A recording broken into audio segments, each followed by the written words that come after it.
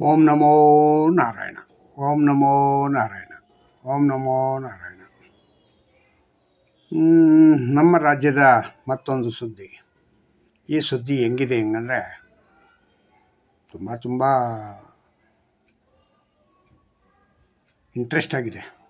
Interest ಅಂದರೆ ಮಾಜಿ ಮುಖ್ಯಮಂತ್ರಿ ಸಿದ್ದರಾಮಯ್ಯನವರ ಶಿಷ್ಯ ಸತೀಶ್ ಜಾರಕಿಹೊಳಿ ಅವರ ವಿಷಯ.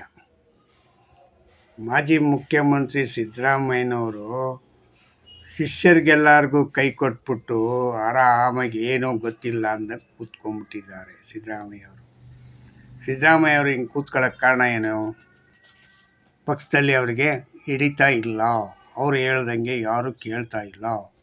ಹೈಕಮಾಂಡು ಊರೇ ಬಿಟ್ಟು ಹೊಟ್ಟೋಗ್ಬಿಟ್ಟಿದೆ, ದೇಶ ಬಿಟ್ಟೇ ಹೋಗ್ಬಿಟ್ಟಿದೆ. ಹೈಕಮಾಂಡು ಅವರಿಗೆ ಸರಿಯಾಗಿ ಸ್ಪಂದಿಸಲಿಲ್ಲ ಅಂತ ಸಿದ್ದರಾಮಯ್ಯನವರ ಗೋಳು ಕೇಳೋದಕ್ಕೆ ಯಾರೂ ಇಲ್ಲ. ಈಗ ಸಿದ್ದರಾಮಯ್ಯ ಇದ್ದಾಗ ನಾನು ಕೊಡ್ತಾಯಿದ್ದೀನಿ 10 kg ಅಕ್ಕಿ, ನಾನು 10 kg ಅಕ್ಕಿ. ಎಲ್ಲೂ ಐತಪ್ಪ 10 kg ಅಕ್ಕಿ? ಸಿದ್ದರಾಮಯ್ಯ ಬೇಕಾ ಬೇಡವಾ? ಹೆಂಗಿದೆ ಈಗ? ಬೇಕಾ ಬೇಡವಾ? ಸತೀಶ್ ಜಾರಕಿಹೊಳಿ ಹೇಳೋಂಥ ದಿನ ಬಂದ್ಬಿಟ್ಟೈತೆ ಈಗ. ಸಿದ್ದರಾಮಯ್ಯವರೇ, ನಾನು ನನ್ನ ದಾರಿ ನೋಡ್ಕೊತೀನಿ ಅಂತ ಇದ್ದಾರೆ ಸತೀಶ್ ಜಾರಕಿಹೊಳಿ ಅವರು. ಯಾಕೆ ಹೇಳಿ? ನೀವು ಹೋಗಿ ನಿಮ್ಮ ರಾಜ್ಯ ಅಧ್ಯಕ್ಷ ಬಿ ಕೆ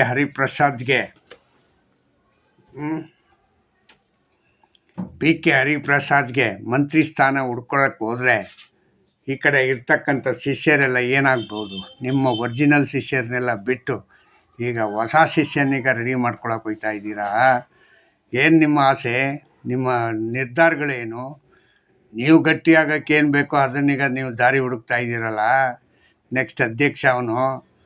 ಇನ್ನು ನನ್ನ ಶಿಷ್ಯರಿಗಿಂತ ಹೆಚ್ಚಾಗಿ ನಿನಗೆ ಟಿಕೆಟ್ ಕೊಡೋದ್ರೆ ಕಷ್ಟ.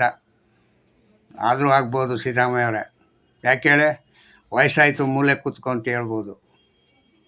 ಹೇಗೆ ಬಿ ಕೆ ಹರಿಪ್ರಸಾದ್ ಅದಕ್ಕೆ ಈಗ ಏನು ಮಾಡ್ತಾಯಿದ್ದೀರ ಗೊತ್ತಾ? ಬಕೆಟ್ ಹಿಡಿತಾ ಇದ್ದೀರ. ನೀವು ಇಂಥ ಬಕೆಟ್ ಹಿಡಿದು ಈಗೇನು ಹೊಸ್ತೇನು ಅಲ್ವಲ್ಲ.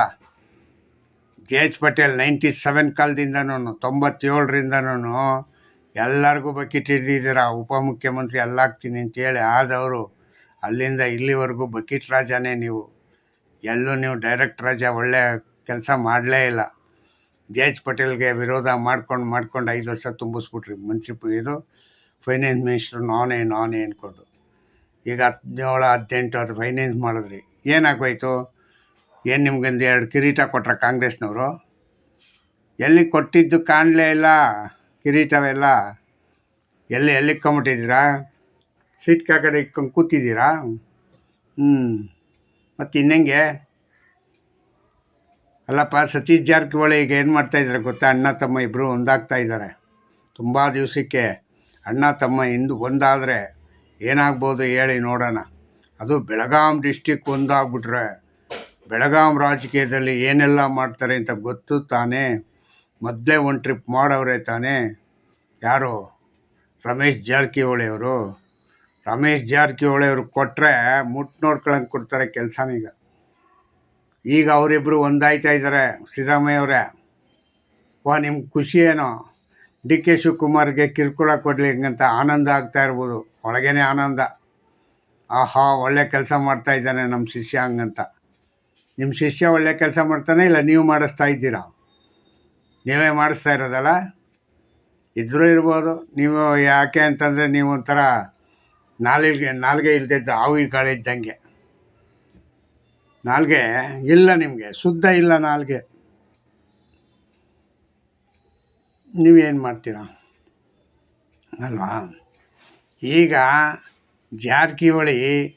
ಸತೀಶ್ ಜಾರಕಿಹೊಳಿಯವರು ಅವ್ರ ಅಣ್ಣನ ಜೊತೆ ಸೇರಿಕೊಂಡ್ರೆ ಅವರು ಕಾಂಗ್ರೆಸ್ಗೆ ಹೋಗ್ತಾರೆ ಅಥವಾ BJPಗೆ ಹೋಗ್ತಾರ ಇಲ್ಲ JDSಗೆ ಹೋಗ್ತಾರ? JDSಗೂ 1-2-3 ಭೇಟಿಗಳಾಗಿದೆ. JH ಪಟೇಲ್ ಹತ್ರ ಹೋಗ್ಬಿಟ್ಟು ದೇವೇಗೌಡರ ಹತ್ರ ಹೋಗಿ ಮಾತಾಡ್ತಾರಂತೆ. ಕುಮಾರಸ್ವಾಮಿ ಹತ್ರ ಮಾತುಕತೆ ಆಗಿದೆ ಆಗಲಿ 2-3 ಕಿತ್ತ. ಮೊದಲೇಂತಂದರೆ ಸೆಂಟ್ರಲ್ ಮಿನಿಸ್ಟರ್ ಆಗಿ ಡೆಲ್ಲಿನಲ್ಲೇ ಮಾತುಕತೆ ಎಲ್ಲ ಮಾಡ್ಕೊಂಡು ಬಂದಿದ್ದಾರೆ. ಆಗಲೇ ಅವರು ಆಗಿದ್ದರು. ಯಾರು? ಮಹಾರಾಷ್ಟ್ರದ ಶಿವಸೇನೆ 2 ಹೋಳು ಮಾಡಿದ್ರಲ್ಲ, ಹಾಗೆ ಕಾಂಗ್ರೆಸ್ನೇ ಹೋಳು ಮಾಡೋಕ್ಕೆ ಹೊರಟಿದ್ರು. ಆದರೆ ಯಾಕೋ ಅದು ಸ್ವಲ್ಪ ಹಿಂದೇಟಾಗ್ಬಿಡ್ತು. ಅದು ರಮೇಶ್ ಜಾರಕಿಹೊಳಿ ಅವ್ರಿಗೆ ಯಾಕೋ ಸ್ವಲ್ಪ ಹಿನ್ನಡೆ ಆಯಿತು. ಅದಕ್ಕೆ ಈಗ ಏನಾಗಿದೆ ಅಂದರೆ, ನಿಮ್ಮ KPCC ಅಧ್ಯಕ್ಷ ಸ್ಥಾನ ಕೊಟ್ಟರೆ ಇನ್ಯಾವುದೂ ಸ್ಥಾನ ಇಲ್ಲ ಹಂಗಂತ ಹೇಳಿ ಸತೀಶ್ ಜಾರಕಿಹೊಳಿಗೆ ಮಂತ್ರಿ ಬೇಕಾ, KPCC ಅಧ್ಯಕ್ಷ ಬೇಕಂಗಂತ ಕೇಳಿಬಿಟ್ಟು ಅವನಿಗೆ, ಆ ಅಪ್ಪನಿಗೆ ಪಾಪ ಒಂದೇ ಒಂದು ಮಂತ್ರಿ ಕೊಟ್ಟರೆ ಬಿಟ್ಟನ ಅವ್ರಿಗೂ ಜಿದ್ದು ಕೋಪ ಬರುತ್ತಲ್ವ. ಅಪ್ಪಿ ತಪ್ಪಿ BK ಹರಿಪ್ರಸಾದ್ಗೆ ನೀವೇನಾದ್ರು ಮಂತ್ರಿ ಸ್ಥಾನ ಕೊಟ್ಟರೆ ನಿಮ್ಮ ತಲೆ ಮೇಲೆ ನೀವೇ ಕಲ್ಲಾಕೋತೀರ ಸಿದ್ದರಾಮಯ್ಯ ಅವರೇ. ನೀವು ಸಪೋರ್ಟ್ ಮಾಡ್ತಾ ಇರೋದು ಅವ್ರಿಗೆ. ಯಾಕೇಳಿ ನೀವು ಸಪೋರ್ಟ್ ಮಾಡ್ತಾ ಇರೋದು. ನಿಮ್ಮ ಶಿಷ್ಯನಿಗೇನು ಕೋಪ ಬರಲ್ವಾ? ಶಿಷ್ಯನೇನು ಹುಳಿ ಉಪ್ಪು ಖಾರ ತಿನ್ನೋದಿಲ್ವೋ? ಎಷ್ಟು ದಿವಸ ನಿಮ್ಮ ಶಿಷ್ಯ ಆಗಿರ್ತಾನೆ? ನಿಮ್ಗೆ ಎಲ್ಲಿ ಏನು ಅನ್ಯಾಯ ಮಾಡಿದ್ದಾರೆ ಸತೀಶ್ ಜಾರಕಿಹೊಳಿ ಅವರು? ಹಾಂ, ಎಲ್ಲ ಕಡೆನೂ ಎಲ್ಲ ಇನ್ಚಾರ್ಜ್ ತಗೊಂಡು ನೀವು ಹೇಳ್ದಂಗೆಲ್ಲ ಕೆಲಸ ಮಾಡಿ ಗೆಲ್ಲಿಸ್ಕೊಂಡು ಬಂದು ಎಲ್ಲ ಮಾಡಿದ್ರು ನೀವು ಸತೀಶ್ ಜಾರಕಿಹೊಳಿನಿಗೆ ಕೈ ಬಿಟ್ಬಿಟ್ಟು ಓಡಾಡ್ತಾ ಇದ್ದೀರಲ್ಲ, ಸರಿಯಾದ ಕ್ರಮನ ಇದು? ಯಾಕೆ ಹಿಂಗೆ ಮಾಡ್ಕೊಂಡ್ರಿ ಸಿದ್ದರಾಮಯ್ಯ ಅವರೇ ನೀವು? ಹೇಳಿ. ಸತೀಶ್ ಜಾರಕಿಹೊಳಿ ಆದ್ರೂ ಏನು ತಪ್ಪು ಮಾಡಿದರು? ಯಾಕೆಂದರೆ ಹೆಚ್ಚಿಗೆ ಮಾತಾಡಲ್ಲ, 2 ಮಾತಾಡಿ ಮುಗಿಸ್ಬಿಟ್ಟು ಹೋಗ್ಬಿಡ್ತಾರೆ. ಬೇರೆಯವ್ರಂಗೆ ವಾದ ವಿವಾದಗಳನ್ನೆಲ್ಲ ಮಾಡ್ಕೊಂಡು ಕೂತ್ಕೊಂಡು ಹರಿಕತೆ ಕೇಳಿಸ್ಕೊಳ್ಳೋ ಅಂಥ ವ್ಯಕ್ತಿ ಅಲ್ಲ ಅವರು. ನಿಮ್ಮನ್ನು 97ಇಂದನೂ 97 ಅಂದರೆ ಬಿಡಿ, 97 ಆದಮೇಲೆ ನೀವು ಸಪ್ರೇಟು ದೇವೇಗೌಡರ ಜೊತೆಯಿಂದ ಬಿಟ್ಟು ಈಚೆಗೆ ಬಂದು ನಿಮ್ಮ ಜೊತೆಗೆ ಬರಲಿಲ್ವೇ ಅವರು? ಹೆಗಲು ಕೊಡಲಿಲ್ವೇ ಅವರು? ಆ ಹೆಗಲು ಕೊಟ್ಟ ಅಂಥ ವ್ಯಕ್ತಿನೀಗ ನೀವು ಅರ್ಧ ದಾರಿಲಿ ಕೈ ಬಿಡ್ತಾ ಇದ್ದೀರಲ್ಲ, ಇದು ಸರಿಯಾದ ಕ್ರಮನಾ? ಸರಿಯಾದ ಕ್ರಮನ ಹೇಳಿ. ಅಲ್ಲಪ್ಪ, ನಿಮ್ಮ ಪಕ್ಷದಲ್ಲಿರೋರೆಲ್ಲರೂ ಅದೇ ಯಾರೋ ನಿಮ್ಮ ಲೀಡ್ರ್ಗಳವರಲ್ಲ, ಪ್ರಿಯಾಂಕಾ ಖರ್ಗೆ, ಮಲ್ಲಿಕಾರ್ಜುನ್ ಖರ್ಗೆ, ಮತ್ತು ಯಾರೋ ಇವರು ಯಾವ್ಯಾವುದೋ ಖರ್ಗೆಗಳು, ಅರ್ಥ ಆಯ್ತಾ? ಯಾವ್ಯಾವ ಖರ್ಗೆಗಳು ಇದ್ದಾರಲ್ಲ, ಯಾರಾದ್ರೂ ಒಬ್ಬರು ನಿಮಗೆ ಸಾಥ್ ಕೊಟ್ರಾ? ಯಾರೂ ಸಾಥ್ ಕೊಟ್ಟಿಲ್ಲ. ನಿಮ್ಮ ದಾರಿ ನೀವು ಹುಡುಕೊಂಡು ನೀವು ಕಂಡು ಹಿಡ್ಕೊಂಡ ದಾರಿನಲ್ಲಿ ಬರ್ತಾ ಇದ್ದೀರ. ಅರ್ಥ ಆಯ್ತಾ? ಆದರೆ ನಮ್ಮ ಸತೀಶ್ ಜಾರಕಿಹೊಳಿ ನಿಮ್ಮ ಜೊತೆ ಇರ್ತಕ್ಕಂಥವ್ರು KN ರಾಜಣ್ಣ ಆಗ್ಬೋದು, ಮತ್ತು ಇವರು HC ಮಾದೇವಪ್ಪ ಆಗಿರ್ಬೋದು, ಮತ್ತು ಇವರು ಹೆಸರುಗಳೇ ಬರ್ತಾ ಇಲ್ಲಪ್ಪ, ಹಂಗಾಗಿ ಎಲ್ಲ ಹೇಳೋಕ್ಕೆ ಆಯ್ತಾ ಇಲ್ಲ. ಎಲ್ಲರೂ ನಿಮಗೋಸ್ಕರವಾಗಿ, ಪರಮೇಶ್ವರ್ ಇನ್ಕ್ಲೂಡಿಂಗು, ನಿಮ್ಮ ಜೊತೆ ಸಪೋರ್ಟ್ ಮಾಡಿದ್ರು. ಏನು ಗೌರವ ಕೊಟ್ಬಿಟ್ರಿ ಅವ್ರಿಗೆಲ್ಲರಿಗೂ? ಹೇಳಿ. ಇವಾಗ ನೀವು ಸೈಲೆಂಟಾಗಿ ಈಗ ಒಳಗೆ ಒಂದು ದಾಳ ಉಳ್ಳಿಸ್ತಾ ಇದ್ದೀರಾ. ಹೆಂಗೆ ಉಳ್ಳಿಸ್ತಾ ಇದ್ದೀರಾ? ನಂದು ಒಂದು ಇರಲಿ ಹಿಂಗಂತೇಳಿ ಎಲ್ಲಿ ಸತೀಶ್ ಜಾರಕಿಹೊಳಿನಿಗೆ ಕಟ್ತಾ ಇದ್ದೀರಾ ಅಂತ ಅನ್ನಂಗೆ ಐತೆ. ನೆಕ್ಸ್ಟ್ ಏನೋ ನೋಡಿದ್ರೆ, ಸಾಧ್ಯವಾದರೆ ಒಂದು ವೇಳೆ ಮುಖ್ಯಮಂತ್ರಿನೇ ಮಾಡಿಬಿಡಂಗಿದ್ದೀರಾ BJP ಕಳಿಸ್ಬಿಟ್ಟು. BJP ಕಳಿಸ್ಬಿಟ್ಟು ಪಾಪ ಒಂದು 3 ತಿಂಗಳು ಮುಖ್ಯಮಂತ್ರಿ ಯಾಕೆ ಬಿಡಲ್ವ ನೀವು? ನನಗೆ ಯಾಕೋ ಡೌಟು ಇದೊಂದು ವಿಷಯ, ಒಂದು ಸಿಕ್ಕಾಪಟ್ಟೆ ಡೌಟಲ್ಲಿದೆ. ಒಂದು ವೇಳೆ ಅವನ ಯೋಗ ಇಲ್ಲ, ಕಾಂಗ್ರೆಸ್ಸಲ್ಲಿ ಮುಖ್ಯಮಂತ್ರಿ ಆಗೋಕ್ಕೆ ಆಗ್ಬಿಟ್ಟಿದ್ದಾರೆ, ಆದರೆ ಇರೋಕ್ಕೆ ಬಿಡಲ್ಲ ನೀವುಗಳು ಅನ್ನಂಗೆ ಐತೆ. ಅದು ಒಂದು ದಾರಿ ಹುಡುಕ್ತಾ ಇದ್ದೀರಾ. ಹೆಂಗೆ ಹುಡುಕನ, ಯಾವ ರೀತಿ ಇವ್ರಿಗೆ ಚಳ್ಳೆಹಣ್ಣು ತಿನ್ಸೋಣ ಹಂಗಂತ ಅಲ್ವಾ? DK ಶಿವಕುಮಾರು ಹಂಗೆ ಕುಣಿತಾರೆ. ಏನು ನಾನೇ ಮುಖ್ಯಮಂತ್ರಿ, ನನ್ನ ಬಿಟ್ಟರೆ ಇಲ್ಲ, ನಿಮ್ಗೊಂದು ಚಾನ್ಸ್ ಕೊಡಿ ಅಂತ ಕೊಟ್ಟರು ಜನ. ಆ ಚಾನ್ಸ್ನೀಗ ನೀವು ಉಳಿಸ್ಕೊಳ್ಳೋಕ್ಕಾಗಲ್ಲ DK ಶಿವಕುಮಾರ್ ಅವರೇ. ಕಾರಣ ಏನು ಹೇಳಿ? ನಿಮಗೆ ಒಳಗಡೆ ಹಮ್ಮಿದೆ. ಇರೋದ್ರಿಂದ ಇದನ್ನು ಉಳಿಸ್ಕೊಳ್ಳೋಕ್ಕಾಗಲ್ಲ. ಹಮ್ಮು ಇರಬಾರ್ದು ಯಾರಿಗೂ. ನಾನು ಅನ್ನೋದು ಇರಬಾರ್ದು. ನಾನು ಅನ್ನೋದು ಇದ್ಬಿಟ್ರೆ ಏನು ಗೊತ್ತಾ, ನೀವು ಮೇಲ್ನೋಟಕ್ಕೆಲ್ಲ ಎಲ್ಲ ರೀತಿ ನಾಟಕ ಆಡ್ತಾ ಇದ್ದೀರಾ. ಆ ನಾಟಕಗಳೆಲ್ಲ ನಮ್ಗೆ ಅರ್ಥ ಆಗ್ತಾ ಇದೆ. ಇವ್ರು ನಾಟಕ ಪಕ್ಕ ಆಡ್ತಾ ಇದ್ದಾರೆ.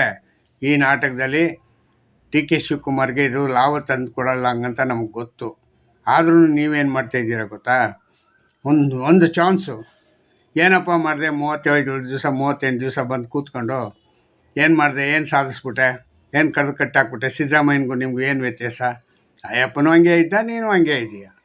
ಆದರೆ ಒಂದೇ ಒಂದು ಏನಪ್ಪ ಹಂಗಂದರೆ ಯಾವುದೋ BTS ಬಸ್ಸಲ್ಲಿ ಹುಡುಗರಿಗೆಲ್ಲ ಫ್ರೀ ಅಂತ ಮಾಡಿದ್ದು ಬಿಟ್ಟರೆ ಇನ್ನೇನಾದರೂ ಒಂದು ಗನಂದಾರಿ ಕೆಲಸ ನಡೆದಿದೆಯೇ? ನಡೆದಿಲ್ಲ. ಅದೇ ಈಗ ಮಾಡಿಸ್ತಾ ಇದ್ದೀರಲ್ಲ KEBದು ಭಾಗ್ಯಜ್ಯೋತಿ, ಭಾಗ್ಯಲಕ್ಷ್ಮಿ ಎಲ್ಲ ಸರ್ವೆ. ಆ ಸರ್ವೆನಲ್ಲಿ ಏನಾಗುತ್ತೆ? ಎಲ್ಲ ಉಲ್ಟಾ ಪಲ್ಟಾ ಆಗುತ್ತೆ. ಎಲ್ಲ ಅರ್ಧ ಜನಕ್ಕೆ ಸಿಗುತ್ತೆ ಮತ್ತು ಅರ್ಧ ಜನಕ್ಕೆ ಸಿಗಲ್ಲ. ಮತ್ತೆ ಅದೇ ರಾಗ ಅದೇ ಹಾಡು. ಅದಕ್ಕೆ ಯಾಕೆ ಎರಡೆರಡು ಸತಿ ಎಲ್ಲರಿಗೂ ಕೆಲಸ ಕೊಡ್ತಾ ಇದ್ದೀರಾ ಮಿಸ್ಟರ್ DK ಶಿವಕುಮಾರ್ ಅವರೇ? ಹಾಂ, ಈ ಯಾವುದ್ರ ಮಧ್ಯೆ SIR ಮಧ್ಯೆ ನೀವೊಂದು ಸರ್ವೆಗೆ ಒಂದು ಜನ ಬಿಟ್ಟಿದ್ದೀರ.